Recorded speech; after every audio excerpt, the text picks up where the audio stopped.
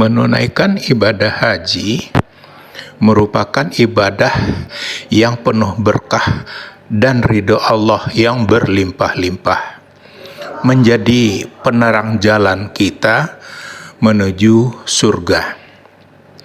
Sungguh sayang kalau ibadah ini kita lalaikan dalam pelaksanaannya. Ayo, mari kita laksanakan ibadah haji dengan sebaik-baiknya. Berikut adalah kajian dari AA Gim. Terima kasih.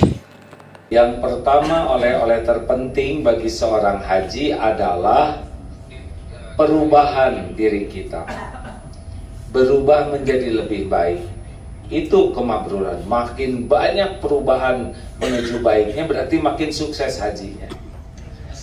Kalau hajinya tidak berubah, namanya haji khosirun, haji rugi. Kalau hajinya lebih jelek, nah ini haji madud, halikun, haji celaka. Karena bayangkan sudah dijamu oleh Allah di tanah suci yang dilipat gandakan, sekali sholat jadi 100.000 kali. Belum lagi di Arafah sudah dijamu dengan khairud doa, doa terbaik, dibebaskan terbanyak dari api neraka itu pada waktu hari Arafah. Juga di Arafah itu Allah membanggakan para haji ini di depan para malaikat. Kalau sudah sampai diperlakukan begitu hebat dan tidak berubah, berarti ini sangat buruk hati orang ini, benar?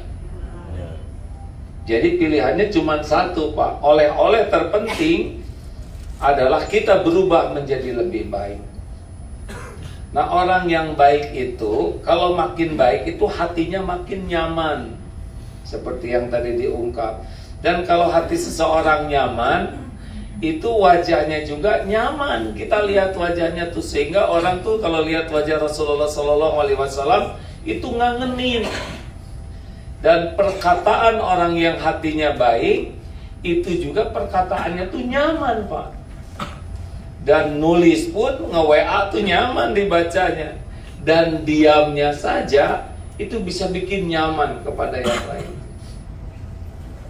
Tapi makin berpenyakit hati kita, makin jelek dan busuk hati kita, kita tuh tidak akan nyaman dengan diri sendiri. Jengkel, marah, gemes, kemudian iri, dendam, sombong, takabur, ria, itu tidak nyaman. Dan kalau orang sudah tidak nyaman hatinya, wajahnya itu tidak nyaman dilihat.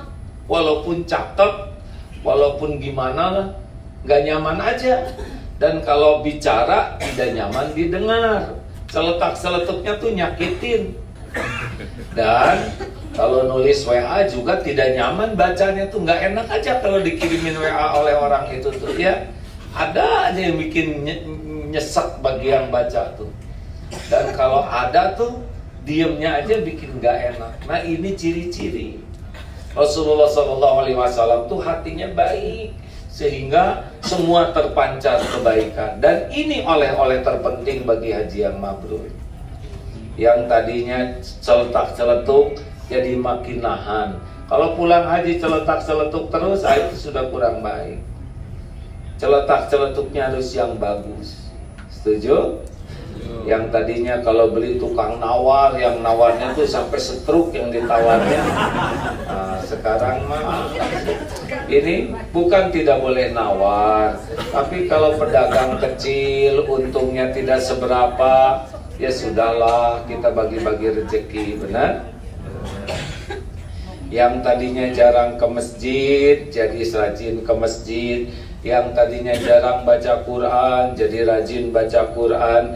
Yang tadinya jarang ke majelis taklim jadi rajin ke majelis taklim. Yang tadinya jarang silaturahim jadi senang silaturahim. Yang tadinya pelit, koret, kedekut, buntut kasir, cap jahe jadi dermawan. Nah, ciri-ciri orang yang mabrur tuh jadi ke dunia tuh jadi makin rilis, makin lepas ya. Kalau haji yang madud seperti monyet. Monyet tahu kan? Monyet itu cara nangkepnya gampang. Kasih botol ya, simpan di dalamnya kacang. Kacang-kacang, nanti monyet biasanya masukin tangan. Udah masuk lancar, tapi pas keluar pasti nggak bisa keluar. Kenapa? Karena dia ngambil kacangnya banyak dan tidak mau lepas. Jadi dia tidak bisa lepas dari botol itu, bukan karena tidak cukup, karena tangannya megang kacangnya banyak. Dasar monyet. Dia jadi celaka, dia jadi ditangkap karena dia tidak mau melepaskan itu. Sebetulnya kalau mikir dikit aja gitu ya, monyet tuh dilepas lagi gini, keluar tangannya tuh tidak ada, tapi monyet nggak mau lepas. Makanya dia akan selalu mudah ditangkap, mudah celaka dirinya. Nah, orang yang hajinya mabrur, lepas tuh dunia tuh di hatinya. Di tangan boleh kita punya dunia, tapi di hati tidak. Tapi kepada yang kurang mabrur ya kayak monyet tadi tuh, pelit perubahan perilaku. Bapak-bapak haji yang jarang ke masjid itu bahayanya luar biasa. Kalau haji sudah disebut 2 kali, biasanya kurang baik. Haji nggak mau ke masjid. Haji main perempuan, wah celaka. Haji korupsi. Nah, kalau udah disebut 2 kali hajinya, tapi dengan konotasi meremehkan, berarti kurang bagus perubahannya. Ya. 2, apa oleh-oleh penting nanti bagi jamaah di Indonesia? Doa. Mumpung kita sudah tobat di sini, diampuni dengan karunia besar Allah, dirahmati dengan pahala melimpah, pulang tuh tembak tuh orang-orang tuh dengan doa yang baik. Karena doa itu bisa menjadi jalan berubahnya takdir dari satu takdir ke takdir lain. Semua sudah tertulis di sisi Allah. Tapi kalau kita doa akan dapat takdir yang baiknya. Tidak ada yang keluar dari kekuasaan Allah. Makanya oleh-oleh itu doa yang baik, termasuk kepada orang-orang yang berbuat kurang baik ke kita, tetap keluar doa baik dari kita. Jangan ngeluarin doa jelek. Dan tidak harus selalu di depan orangnya, karena doa yang sangat mustajab juga doa yang sembunyi-sembunyi. Di depan orangnya tidak ada salahnya kita berdoa, ya, supaya beliau termotivasi dengan doa kita. Tapi di belakang juga doa. Hadirin sekalian, oleh-oleh doa itu lebih hebat daripada kurma. Kurma mah sekali nelen habis, tapi dengan doa bisa berubah tuh. Yang jarang sholat jadi sholat, yang tidak pakai jilbab jadi pakai jilbab, yang jarang ke masjid jadi ke masjid, yang tidak bisa ngaji jadi ngaji, yang bertengkar jadi akur, yang tidak soleh jadi soleh, yang perokok jadi berhenti. Doa lebih kuat doa.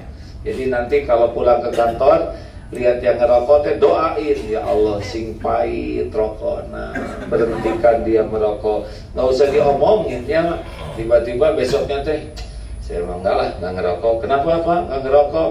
Atau kenapa lihat rokok tuh jadi enak? Nah, kita nggak usah ngaku. Didoakan oleh saya. Gila, besoknya teh ngerokok lagi. Kalau doa sembunyi-sembunyi itu diaminkan oleh malaikat. Amin kata malaikat. Jadi lebih mustajab, dan malaikat mendoakan yang sama untuk kita. Makanya ada sebagian ulama menganjurkan kalau kita sakit, doakan orang sakit supaya sembuh. Kenapa? Karena malaikat juga jadi mendoakan kesembuhan untuk kita. Yang kita doakan diaminkan oleh malaikat, malaikat doa yang sama untuk kita.